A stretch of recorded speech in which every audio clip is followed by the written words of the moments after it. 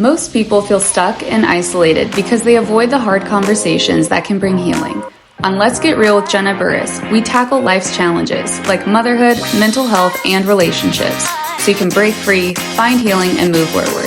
Because in order to heal, we have to get real. So pull up a chair and let's dive in. Do you ever feel like no matter what you do as a mom, it's just never enough? Like you've decided to stay home with your kids, but guilt tries to tell you that you should be working, or you're working and then guilt tells you that you're neglecting your kids. Or maybe you find that you're trying to take care of yourself, but guilt tells you that you're being selfish. If this sounds familiar, I just want you to know that you are not crazy and you are definitely not alone.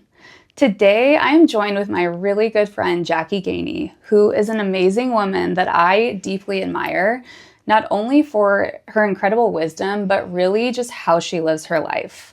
For the past year and a half, we have been able to co-lead an awesome moms group, which has been so much fun. And this group we created to try and meet some of the needs that we've really felt for ourselves and that we also saw in other moms. So some of those needs have been like with the group, what we've created this for, it's to meet the needs for deeper connection and more meaningful conversations, as well as just trying to have a lot more fun come back into our lives, which has been amazing and far greater need than I even realized. Yes. So Jackie is a mom of 2 kids and she has one on the way, and she's experienced motherhood as a working mom and a stay-at-home mom. She's also now launching her new home staging business and is stepping into a dream that has been years in the making, which is so exciting. Yes. Through it all, she has learned how to name the guilt, face the shame, and live with a whole lot more freedom. Today, we are pulling back the curtain on this all too familiar bully that we call mom guilt. We're going to talk about the lies that we've believed, how guilt manipulates the way that we show up, and what it's actually costing us when we stay silent and disconnected from who we really are. So let's dive in. Yeah. All right. Well, okay, Jackie, I am really, really excited to get to have this conversation with you because you were like one of the main people that I thought of like, hey, I cannot wait to have you on and to really get to record and share the conversations that you and I get to have like all the time. Yes. And especially around motherhood, because I have done a lot of digging to try and find people who can like speak on so many of the issues that we face as moms, but like really get to the heart of the issues that we go through. And it's been really, really hard to find people who will just, first of all, like talk honestly about it and provide like truth and then resources of how do we work through it and what do we do about it, you know? So that's where I'm like so excited to get to record this and put it out there because you just have so much depth and like insights that I can't wait to be able to share. So I'm really excited. Thank you for saying that. Yes. Okay, so the first question I want to ask is if you could take us back to a moment when you first realized that guilt was shaping how you showed up as a mom. Yeah, that's a really good question because I think for me, I was trying to think back to when we had our son, and anyway, I don't necessarily remember a specific time there, but I do remember once we had our second, and I can remember driving home in the car after a day of work, and it was, I had a particularly good day, and I was like, oh wow, I shined, not like my performance necessarily, but like I came through today, and that was a great day. And then immediately following that, like, yay, was this like overwhelming guilt of like, but I have 2 beautiful kids at home, and how could I feel that way? You know what I mean? As their mom. And then how do I, and just remembering the ickiness of that and just it crushing everything that I had just felt in that moment. Yeah, because it's like too often it almost feels like we have to pick, and we have to pick either or. It's one or the other. And there's no way that both of these things can exist. Exactly. And there's so much of the, like, really, it can feel like you're damned if you do and you're damned if you don't. Like, the guilt comes in one way, but then you try something else and it shows up again over here. So you kind of feel caught in a corner. It's like you're stuck. Yes. Like in this. Yes, exactly.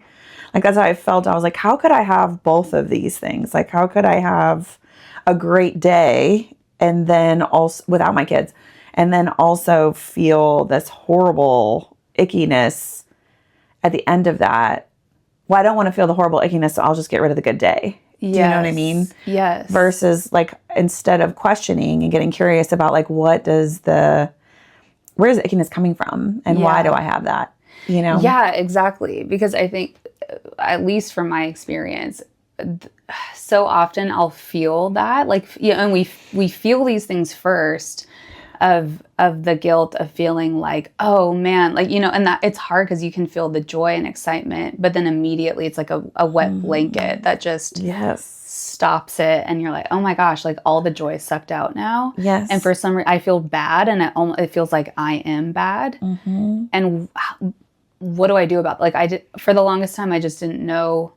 And I'm still having to learn how to navigate it and how to work through it. Yes. So it doesn't get to dictate what I do. And like we're talking about, it really is a bully. So, it is. Yeah. And I think that's the difference. Like you said, that's one of the first memories I have of it. I mean, I'm sure there's more, but that's one of the first ones that I have. And what then became the practice was then just going home and learning how to cope through it. You know what I mean? Like, I would just go home and be like, well, this is my life for now. And so let's have a glass of wine. Let's, I'll have lots of dessert, like just coping through it to get rid of it. Like it's basically to mask it. Like, I'm just going to mask the feelings rather than stopping and identifying where they came from. Oh my gosh. Yes. Right. Okay. That's so good. Cause that's one of the things that I was thinking of when you were talking about, is like, what did it look like to mask or to cope with it? To cope, because we don't know what to do. And then also the hard part is there's not many people who are talking about it. No. Because I don't know. It's just almost like, okay, well, you're in motherhood. You have these beautiful kids, and you should. Like, you should be grateful. You should be, appreciate. But yet it's like, it's soul crushing, and it is. And like you said, it's almost like just this like extra baggage you just put on your back as a mom, and you just tote it around, and everyone just acts like that's just, like you said, it's just normal. Like, everybody has it. And so we just do it. And I don't like it. Yeah. It's not a thing that I want to carry around. Yeah. And then realizing we actually don't have to. Yes. We don't have to. Yes. Yeah. One of the things that I was thinking about related to guilt, and we call it mom guilt. And I think it's important to separate and identify what guilt actually is. So we often say we feel mom guilt, but what do you think we're really feeling underneath it? It's a really good question, because I think it's shame ultimately. Because when I think guilt is an emotion which says that we've done something wrong, versus shame that says that at the core of who we are wrong. Yeah. Yeah.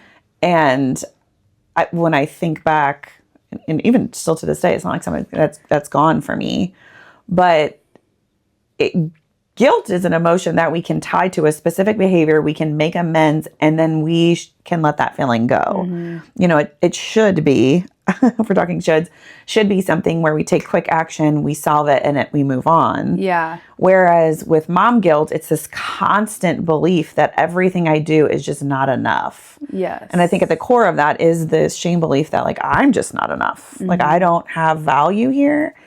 I'm wrong. I was made wrong. And I don't know if it comes from, like, I was thinking about this, obviously preparing for this conversation, is like what the responsibility of raising children and wanting to do that in a God-honoring way. And knowing, I think, that as a human, I'm flawed, right? Yeah. And I'm not always going to get it right. And so then I think it's almost feeling that then every decision has like such weight to it. Yeah. But at the core of that is shame. It's that I'm bad. All my decisions are bad. Mm-hmm. I don't know if that makes sense. Yeah. But like, yeah, just this, it's taking a long time to answer your question, but I love it. But there's so many layers to it. It's really deep. It's not easy to just, no. Even in saying that's really shame, there's so much more to it. So much. I say keep going. Yeah. Yeah. Keep going. Okay. Yeah. But yeah, I just think that there is, at least like when I look at myself, I'm like, wow, just the belief that like something that I grew up with in childhood. No one ever specifically said your desires are wrong. Mm-hmm. No one ever said that. Yeah. Necessarily. But there was this inherent pattern that worked its way out whenever I wanted or desired something that ultimately led to me feeling like I was bad for wanting or desiring it, you know? And so that obviously just because it wasn't confronted and it wasn't named, I just took that into motherhood. Mm-hmm. And so now, as you know, like when you're in motherhood, the kids they're so needy and they need so much from us. And then feeling like, okay, I don't know how to separate myself from them, particularly when they're young. Yeah. I don't know how to separate myself. Yes. And so they're just needing. And then I'm desiring. Well, if their needing is greater than, you know what I mean? Yes. Greater than my capacity to also meet my desires, then the shame would just settle in as you're bad. You shouldn't need. You have these beautiful children. Like that's. Yeah. Yeah. Like that's what I would find for myself is being a human, some of the stuff that we've talked about and after, devouring Chip Dodd's information is resources, learning like as humans, we are needy. We all have needs. And for whatever reason, I feel like it's in our culture, it's in the messaging, whether it's explicitly said or not, the message is that us as moms, we are expected to be everything to everyone, that we are to meet everybody else's needs, yet ours are not to be met. Yes. Like really those are meant, they are to be put on the back burner if it comes up, which for me, I have found, especially in this past week with my husband being gone from work. So I've been solo parenting and I've had a lot of anger come up and notice it coming up and out on my kids, which has really sucked to experience. But then also, as I've talked to you throughout last week, like that for me has been revealing that there's needs I have that are not being met. And I could feel the anger of like, I'm having to meet all the demands of everybody else and the people around me, and kids, they need us to survive. Like they can't survive without adults there to help them. But then I just felt like, but where's time for myself? Right. And for the needs that I have to be met. And because they weren't, it was just this long drought. And then I started seeing the symptoms of it come out in that way. Yes. But before, like earlier on, with when Bo, my oldest, was younger, I wouldn't have connected those dots. I had no idea. And then I'd shame myself. Like, what's wrong with me? I shouldn't yell at him, or I shouldn't get upset, or blah, blah, blah. It's like, actually, no, this is really hard. And I need to figure out what changes have to happen in my circumstances with my spouse being gone so that I can show up better. Well, and like what you're saying, like I love what Chip Dodd said, the more you begin to name the emotions, the more you realize your neediness and the more needy you become, And so it's like, make me think of what you're saying. Like the more you're able to name those emotions, the more you realize that the needs that are connected to those emotions, and the more your neediness becomes drawn out. That doesn't make you bad. That just makes you human. Yeah. And like, that's what I think of for myself when I look back of like, I just turned the emotions off. So therefore I had no needs, and then it just gets buried. Yes. And so it's like, well, I'm not naming that. I'm not going anywhere near that. I'm just going to cope with it. So we're just going to shove it down, have a glass of wine, and move on to the next day and do it all over again and repeat. Yeah. And then never. So what it feels like, I think, is like, it was this burying of self, like this depressing of self. Yeah. And then just getting through I'm trying to get the needs met in these weird performance driven, checklist type ways. Exactly. Because the thing that I've realized or come to learn just by like through learning, feelings, needs, us as humans, what that looks like is that, our feelings are indicators of our needs, and our needs we will try to get those met, actually. Like whether it's healthy or unhealthy ways, we will try to get them met. And I didn't realize, like, as humans, that's what we're going to do. And so, and even today, earlier, I was driving in the car and I was reflecting, like it just popped into my head. And I know it's because next month it will be 2 years of deciding to stop drinking. And today, as I was driving, I just was thinking, oh yeah, I remember, because that's coming up on that mark of, I would use wine to cope with the emotions that were coming up. Like God showed me this picture of that time where I felt really trapped. I felt like I didn't have a say. I couldn't speak up, and I couldn't speak up for what I needed. I couldn't say any of that. So as soon as the feelings would come up of trapped, overwhelmed, all of that, like I could see this picture of it bubbling up and it'd get to my throat. And then I would go grab a glass of wine, and a glass and a bottle of wine. I'd pour the glass, I'd drink it. And it's this picture of seeing the wine go down my throat and it would push down those feelings. And so just having this, like the time now coming up on 2 years of removing that, like for me, that was a big way that I'd cope. And so it's allowed me the space to feel this stuff and then to figure out and start naming what these needs are and figure out how to get those met in healthy ways. Yes. It's been a mess, but it's been like so needed. Yes. Yeah. Really hard. Yes. That's it. Makes me think of like myself when you're saying that. Like there's a voice that gets cut off in there when we cope. Yeah. Because the anger, the sadness, the hurt, the guilt, the shame, they're all trying to tell us something. But since we're not able to name them, we're not speaking. Yeah. So we're just cutting it off. We're cutting ourselves off. And then we're just trying to, in this artificial, superficial way, connect with other people. And then we wonder why we feel so empty and so unfulfilled. Yes. Oh my gosh. Yes. Yeah.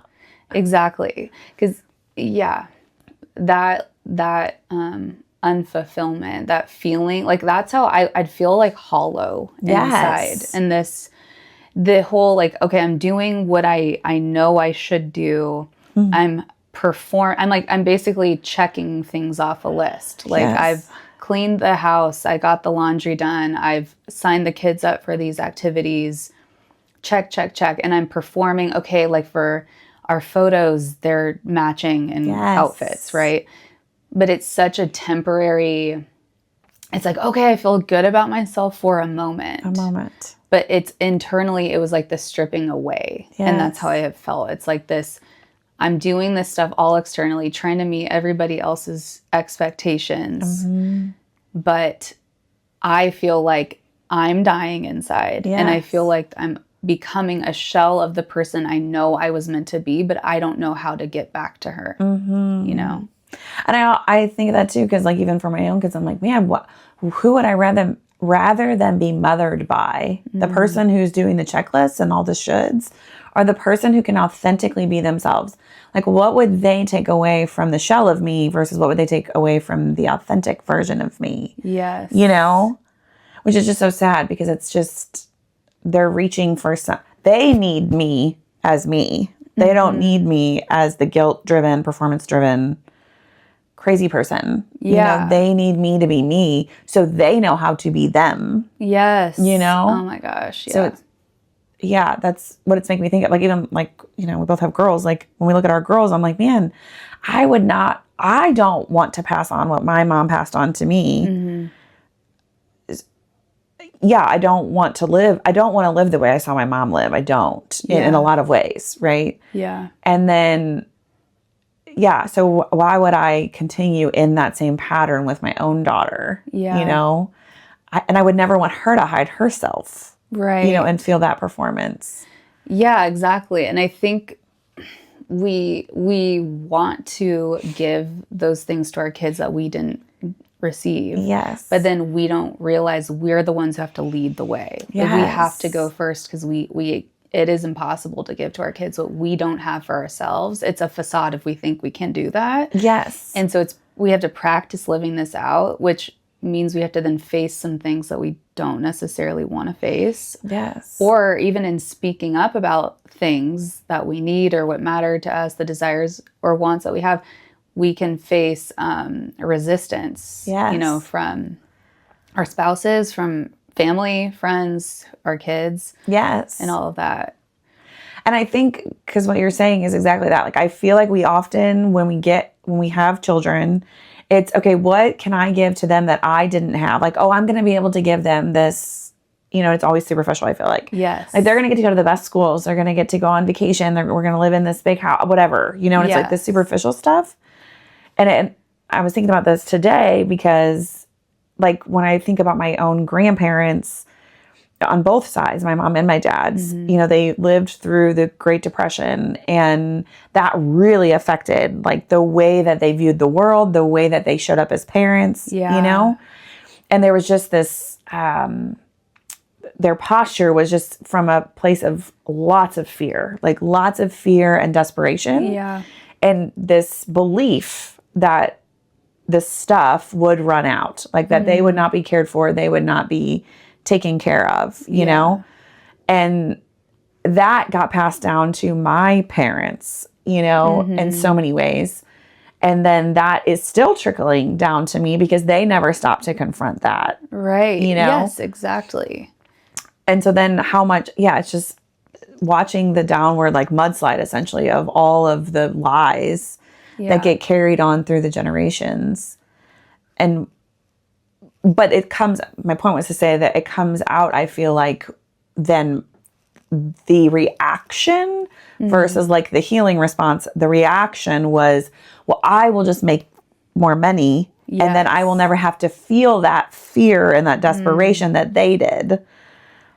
But that actually doesn't solve any of the fear. You know what I mean? Because you just end up chasing the dollar, and then the fear is still there. Yes. Because it's never actually dealt with in the way it needs to be dealt with. Yes. And not a facade, like a false way. Yes. Of trying to deal with it in this indirect way. Yes. Because it's still dictating that behavior. Everything. Yeah.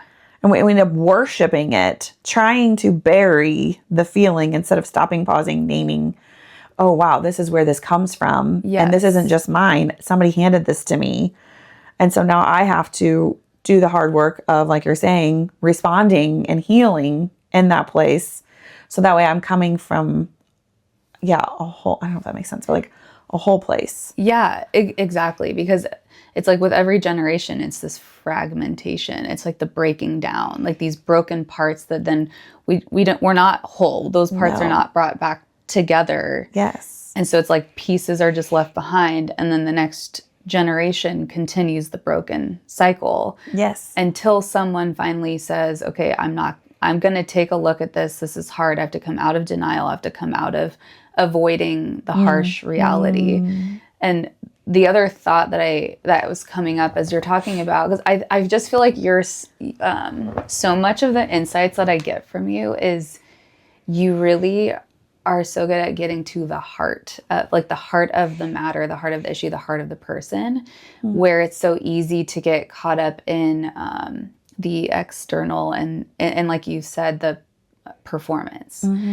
Because if we are performing and trying to be perfect and we're trying to earn our sense of worth, if you will, or feel like deserving in motherhood, right? Yes.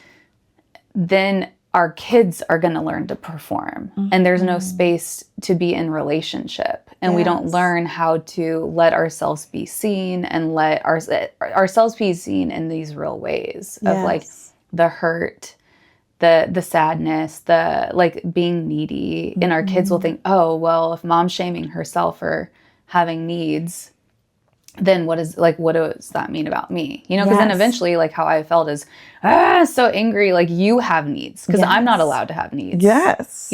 Yes. Yeah. And they're just naturally that's what I love about kids. Like probably the biggest thing as a mom, I feel like I've learned from my kids is they just naturally bring their needs in. Like they don't, Yes. there's no shame in asking for things. You know, Yes. there's no shame in sharing their emotions when they have them. And I think kind of having like sort of a light bulb moment right now, but like of if I could mimic that more than, you know, and I think what they're doing when that happens is they're trying to connect with me. That they don't know that, but that's what's needing to happen. I think is that those needs and those emotions could have an opportunity to connect with me. But because I feel like that means that takes something from me, that I'm like, get away from me. Right. I can't handle this right now. You're crying again? Like, I can't, you know? Yeah. Like, that was, oh my gosh, was it last night or the day before? You know, our daughter was, it was yesterday, melting down all day long about everything, just crying. I'm like, oh my gosh.